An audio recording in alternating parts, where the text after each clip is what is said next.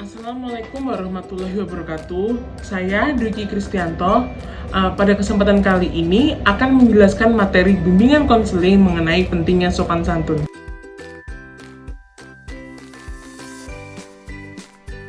Sopan santun merupakan unsur penting dalam kehidupan bersosialisasi sehari-hari bagi setiap orang. Karena dengan menunjukkan sikap santunlah seseorang dapat dihargai dan disenangi dengan keberadaannya sebagai makhluk sosial dimanapun tempat ia berada. Dalam kehidupan bersosialisasi antara sesama manusia, sudah tentu kita memiliki norma-norma atau etika-etika dalam melakukan hubungan dengan orang lain. Dalam hal ini, sopan santun dapat memberikan banyak manfaat atau pengaruh yang baik terhadap diri sendiri maupun orang lain.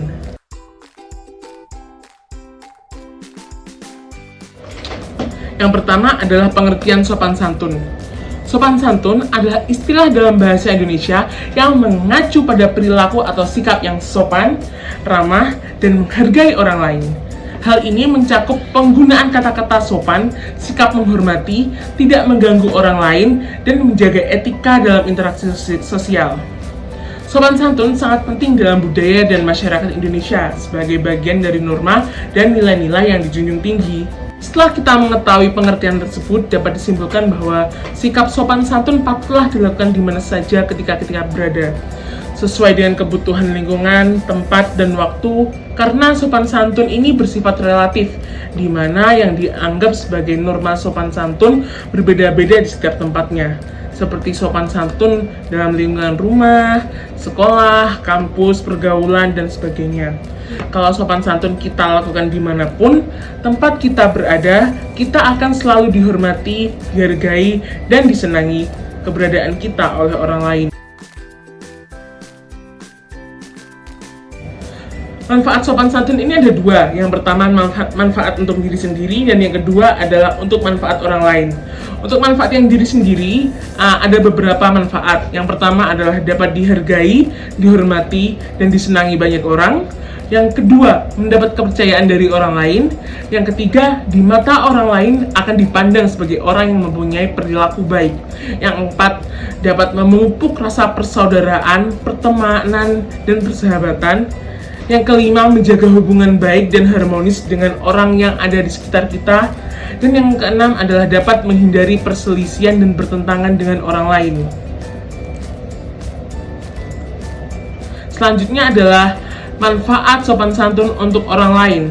Yang pertama yaitu akan merasa dihargai dan dihormati oleh orang lain, dapat membina dan menjaga hubungan baik, memupuk rasa persaudaraan dan persahabatan.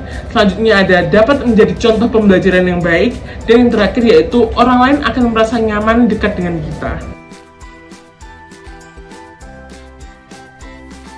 Selanjutnya adalah jenis-jenis sopan santun. Berdasarkan lingkungan tempat kita bersosialisasi, maka jenis-jenis sopan santun itu dapat dikelompokkan menjadi beberapa jenis.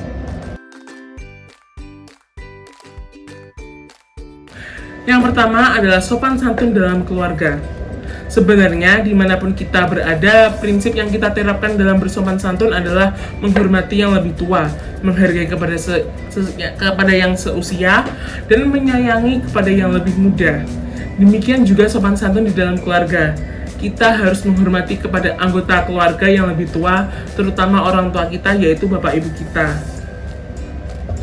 Bentuk atau sikap sopan santun kita kepada orang tua antara lain yang pertama yaitu bersikap hormat dalam keadaan emosi seperti apapun. Yang kedua, jangan pernah membantah. Bila ada pendapat yang berbeda itu harus disampaikan dengan halus dan sopan, bukan dengan keras kepala. Yang ketiga, bagaimanapun perasaan kita saat itu, jangan sampai kita berteriak, membentak, bersuara keras dalam berbicara dengan orang tua. Yang keempat, pamit atau bersalaman sebelum berpergian atau setelah berpergian. Selanjutnya itu membantu meringankan beban tugas orang tua dengan ikhlas. Selanjutnya juga bisa senantiasa menghormati dan menyayangi orang tua, berbakti kepada orang tua dengan patuh dan taat segala nasihatnya, dan yang terakhir itu berperilaku sopan santun dan lemah lembut pada orang tua. Selanjutnya adalah sopan santun kepada guru. Sekolah adalah rumah kita kedua, dan guru adalah orang tua kita di sekolah. Sehingga ketika kita berada di sekolah juga harus menghormati guru sebagaimana kita menghormati orang tua kita di rumah. Demikian juga harus menghargai dan menyayangi teman-teman di sekolah. Adapun bentuk sopan santun yang perlu kita tunjukkan kepada Bapak Ibu guru antara lain, yang pertama, tidak menyela ketika guru sedang menjelaskan. Yang kedua, diam dan mendengarkan guru dengan baik. Yang ketiga, mengajarkan seluruh tugas yang diberikan guru tepat waktu, tidak menghina dan mencela guru, selalu memohon izin kepada guru apabila ingin meninggalkan kelas untuk sementara waktu. Selanjutnya ada tidak sungkan untuk mencium tangan guru. Lalu ada menjawab pertanyaan yang diajukan guru dengan sebaik mungkin. Selanjutnya ini ada memberikan salam kepada guru apabila bertemu. Selanjutnya tidak berteriak ketika berbicara dengan guru. Dan yang terakhir, selalu mengucapkan terima kasih setiap guru selesai memberikan materi pembelajaran.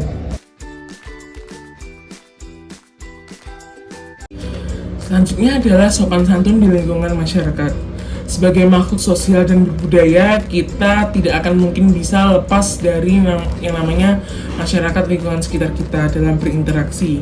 Agar interaksi kita dengan masyarakat lingkungan sekitar kita dihargai dan diterima baik, maka kita juga harus bersikap sopan santun. Adapun bentuk sikap sopan santun kita kepada masyarakat lingkungan sekitar antara lain, yang pertama itu harus menghargai dan menghormati setiap orang, terutama orang yang usianya lebih tua. Yang kedua itu menghargai pendapat orang lain.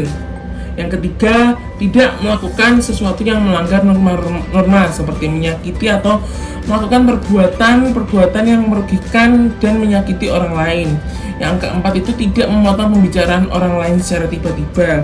Yang kelima, bila bertemu dengan orang yang dikenal, maka sebaiknya kita menyapanya.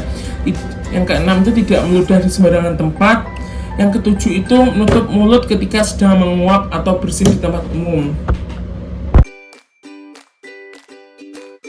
Selanjutnya adalah sopan santun di jalan. Dalam kehidupan sehari-hari yang semakin menuntut mobilitas tinggi kepada kita, maka kita tidak mungkin bisa lepas dengan penggunaan jalan baik, jalan kampung maupun jalan raya. Agar keselamatan kita dan orang lain itu terjaga, maka kita harus menerapkan sopan santun di jalan, terutama jalan raya ya. Adapun bentuk atau wujud sopan santun yang perlu kita terapkan di jalan raya ketika berkendara antara lain, yang pertama itu menghormati pejalan kaki dengan tidak menghabiskan badan jalan kalau memang tidak ada trotoar untuk pejalan kaki. Yang kedua itu tidak menggunakan trotoar untuk bersepeda atau sepeda motor, apalagi mobil, itu nggak boleh. Yang ketiga, berusaha tidak mengendarai sepeda motor atau mobil di jalan raya sebelum memenuhi persyaratan, terutama sebagai siswa SMP yang secara usia tentu belum waktunya. Jadi yang belum punya SIM itu tidak boleh mengendarai motor di jalan raya. Yang keempat itu menggunakan kendaraan sesuai dengan standar kendaraan yang sebenarnya. Jangan pakai yang knalpot brong atau spionnya dilepas satu, rodanya diganti roda yang lebih kecil. Itu sudah melanggar peraturan lalu lintas. Nah, kalau kalian ketemu polisi, nanti resikonya kalian akan kena tilang. Yang kelima itu memberi isyarat ketika akan mendahului kendaraan lain. Yang keenam, tidak berkendara secara ugal-ugalan yang membahayakan diri sendiri dan pengguna yang lain. Yang ketujuh, mematuhi semua peraturan lalu lintas dan petugas lalu lintas demi keamanan dan keselamatan diri sendiri dan orang lain. Yang kedelapan adalah bagi yang sudah waktunya boleh mengendarai sepeda motor atau mobil, maka harus benar-benar memahami peraturan berkendara di jalan raya sesuai dengan undang-undang lalu lintas yang cukup banyak. Ini tidak kalah lebih penting, yaitu sopan santun di dunia internet. Dunia internet itu telah menjadi bagian integral dari kehidupan kita sehari-hari. Namun dengan kenyamanan dan kebebasan yang ditawarkan oleh internet, seringkali kita itu melihat kurangnya sopan santun dalam interaksi online. Nah, ini merupakan beberapa tips untuk berperilaku baik di dunia maya. Yang pertama itu harus menghargai orang lain. Penting untuk diingat bahwa di balik layar komputer atau perangkat seluler itu terdapat individu yang memiliki perasaan dan emosi. Nah, siswa itu perlu menghargai orang lain dengan tidak menggunakan kata-kata kasar, merendahkan, atau melakukan pelecehan verbal secara online. Nah, menghormati pendapat orang lain, bahkan jika berbeda, dan berinteraksi dengan cara yang menghormati akan menciptakan lingkungan yang lebih positif di dunia internet. Yang kedua, berpikir sebelum mengirimkan pesan atau komentar. Para pengguna internet itu harus mempertimbangkan apakah pesan atau komentar yang mereka kirimkan ini akan membantu atau merugikan orang lain.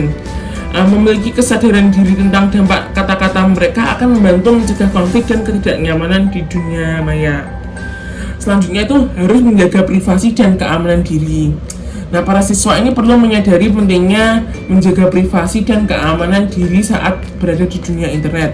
Mereka harus berhati-hati dalam membagikan informasi pribadi dan mempertimbangkan konsekuensi jangka panjangnya dari tindakan online mereka. Memiliki sikap yang bijak dalam berbagi informasi dan menghindari berpartisipasi dalam perilaku yang merugikan diri sendiri atau orang lain akan membantu menciptakan lingkungan online yang lebih aman dan terlindungi. Selanjutnya itu menggunakan bahasa yang tepat. Pemilihan bahasa yang tepat sangat penting dalam berinteraksi online. Hindari penggunaan kata-kata kasar, menghindari penghinaan dan ejekan, serta berusaha untuk menghindari konflik yang tidak perlu. Menggunakan bahasa yang sopan dan santun akan membantu menciptakan ruang online yang lebih ramah dan inklusif. Selanjutnya itu jadi pengguna aktif yang bertanggung jawab. Siswa harus menjadi pengguna aktif dan bertanggung jawab di dunia internet. Mereka harus berpartisipasi secara positif dan memberikan kontribusi yang bermanfaat, menginspirasi orang lain dan mendukung teman-teman mereka. Menghindari penyebaran konten yang merugikan dan meriksa kebenaran informasi sebelum membagikannya dan mempromosikan kebaikan online akan membantu menciptakan budaya yang lebih baik di dunia maya. Nah, itulah penjelasan singkat dari saya mengenai pembelajaran pentingnya sopan santun. Semoga apa yang saya sampaikan ini sangat bermanfaat untuk kalian. Apabila terdapat kekurangan dan kelebihan, saya mohon maaf yang sebesar-besarnya. Akhirul salam, wassalamualaikum warahmatullahi wabarakatuh.